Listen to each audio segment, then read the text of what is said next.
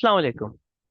तो स्टूडेंट्स, आज हम डिस्ट्रीब्यूटिव लॉज और डिमॉर्गन्स लॉज को प्रूव करेंगे बाय यूजिंग वेन डायग्राम्स। इससे पहले हमने एसोसिएटिव और कम्यूटेटिव लॉज को प्रूव किया था। आज हम जो है डिस्ट्रीब्यूटिव और डिमॉर्गन्स लॉ को प्रूव करने जा रहे हैं। ठीक है जी। इससे हमें सबसे पहले एलिमेंट्स दिए गए हैं आपके पास। ए के 1 2 3 4 5 एंड 6। इसी तरीके से बी के एलिमेंट्स दिए गए हैं 3 4 5 6 एंड 7। देन सी के दिए हैं 2 4 6 और 8। तो हमने क्या करना है, डिस्ट्रीब्यूटिव लॉ को प्रूव करना है। ठीक है जी। तो हमारे पास ये तीन सेट्स आपको मिले हैं। अब आप इन तीन सेट्स को यहाँ पर इस तरीके से, जैसे हमने एसोसिएटिव में किया था, बिल्कुल इसी तरीके से ओवरलैप करके बनाएंगे। इसमें देखिए आपके पास लेफ्ट हैंड साइड में क्या होता है, ए यूनियन ब्रैकेट में बी इंटरसेक्शन सी। सबसे पहले आपने बी इंटरसेक्शन सी करना है।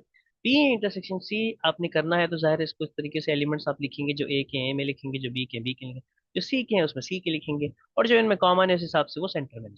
और जो तीनों में कॉमन है वो बिल्कुल सेंटर में है। ठीक है जी। तो आपको पता चला कि आपने जो है इस तरीके से लिख लिया। अब बी इंटरसेक्शन सी जब करते हैं तो आपके पास ये सिर्फ दो एलिमेंट्स कॉमन आते हैं। ठीक है जी। इसी तरीके से आपने बी इंटरसेक्शन कर लिया, अब उसको यूनियन करना है ए के साथ। तो यहाँ पर नीचे ए के साथ यूनियन किया तो उसके बाद ये सारे एलिमेंट्स हो जाएंगे इसके। ठीक है जी। तो इस हिसाब से आपके पास आंसर आता है लेफ्ट हैंड साइड का 1 2 3 4 एंड 5 6। इसी तरीके से हम राइट हैंड साइड पे जाते हैं। इसके अंदर हमने देखा, हमने ए यूनियन बी भी करना है, ए यूनियन सी भी करना है।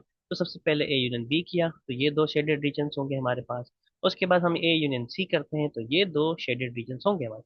अब इन दोनों में अगर हम कॉमन निकालते हैं तो जस्ट ए कॉमन है इन दोनों में, और ये वाला हिस्सा कॉमन है। तो इस तरीके से हमारे पास सेम ये शेडेड रीजन होता है। तो इसका भी आंसर हमारे पास 1 2 3 4 5 6 ही आएगा। तो इस तरीके से आपके पास लेफ्ट हैंड साइड का आंसर बराबर हो जाता है राइट हैंड साइड। सो ये आपका distributive property of union over intersection prove हो जाता है। ठीक है जी। इसी तरीके से इसकी distributive property of intersection over union मौजूद है, उसको भी आपने इसी तरीके से करना है। ठीक है जी। यहाँ पर देखिए आपके पास सबसे पहले इस तरफ लेफ्ट हैंड साइड पे बी यूनियन सी होगा, तो आपने यहाँ बी यूनियन सी किया है। उसके बाद ए के साथ उसको इंटरसेक्शन किया। हमने ए के साथ इंटरसेक्शन किया तो जस्ट ये वाला जो इन दोनों में कॉमन रीजन है वो ये है शेडेड रीजन। तो इसके आपके पास एलिमेंट मिलते हैं 2 3 4 5 एंड 6। इसी तरीके से हम राइट हैंड साइड पे आते हैं। राइट हैंड साइड पे आपको दिखता है कि ए इंटरसेक्शन बी करना है, उसके बाद ए इंटरसेक्शन सी करना है। तो जब ए इंटरसेक्शन सी करेंगे तो यहाँ पर कॉमन रीजन ये है, तो ये आपका शेडेड रीजन होगा इसका आंसर। इसी तरीके से अब ए इंटरसेक्शन सी करते हैं तो आपके पास ये कॉमन रीजन, तो इसका आंसर ये होगा। अब इन दोनों का आपने करना है यूनियन। तो दोनों का यूनियन जब करते हैं तो ये पूरा रीजन इस तरीके से कॉमन में आ जाता है। ठीक है जी। तो इस तरीके से आपके इस साइड का आंसर भी 2 3 4 5 6 है। So left hand side is equal to right hand side. ठीक है जी। शेडेड और कलर्ड रीजन दोनों सेम है, इस हिसाब से ये आपका लॉ प्रूव हो जाता है। ठीक है जी। तो ये था हमारा डिस्ट्रीब्यूटिव प्रॉपर्टी। ठीक है जी। अब हम बात करते हैं डिमॉर्गन लॉ की। डिमॉर्गन लॉ जो है आपको मालूम है, इससे पहले हमने इसकी पढ़ा था कि डिमॉर्गन लॉ क्या होते हैं। हमारे पास इसके दो स्टेटमेंट्स हैं। ठीक है जी। पहली स्टेटमेंट्स को प्रूव करते हैं। इसके अंदर आपको यूनियन यूनिवर्सल दिया हुआ है, ए सेट है और बी सेट दिया हुआ है। ठीक है जी। सबसे पहले अगर लेफ्ट हैंड साइड को देखते हैं तो यहाँ पर ए यूनियन बी है। तो ए यूनियन बी का आंसर तो आपके सामने है, ये आ जाएगा। ठीक है जी।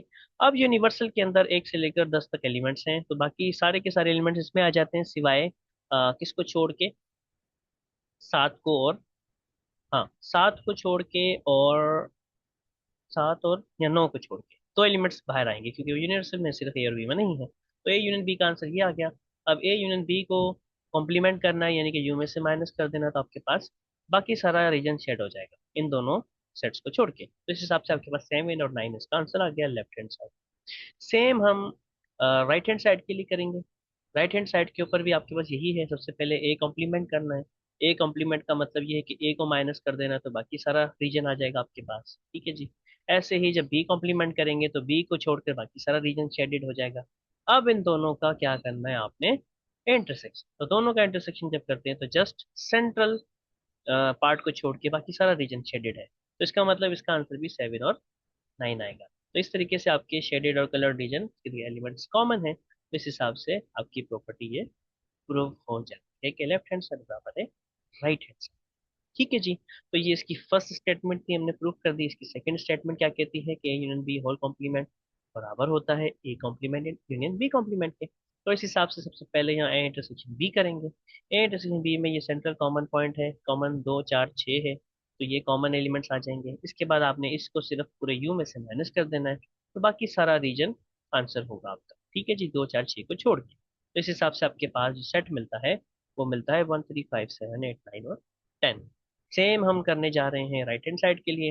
राइट हैंड साइड को सबसे पहले आपने करना है ए कॉम्प्लीमेंट। तो ए कॉम्प्लीमेंट का आंसर ए को निकाल के बाकी सारा, बी कॉम्प्लीमेंट का आंसर बी को निकाल के बाकी सारा। तो इस तरीके से दोनों का करेंगे इंटरसेक्शन, तो ये आपके पास सिर्फ सेंट्रल पार्ट को निकाल के बाकी सारा आंसर होता है। तो इसके एलिमेंट में 1 3 5 7 8 और 10 मिलेंगे।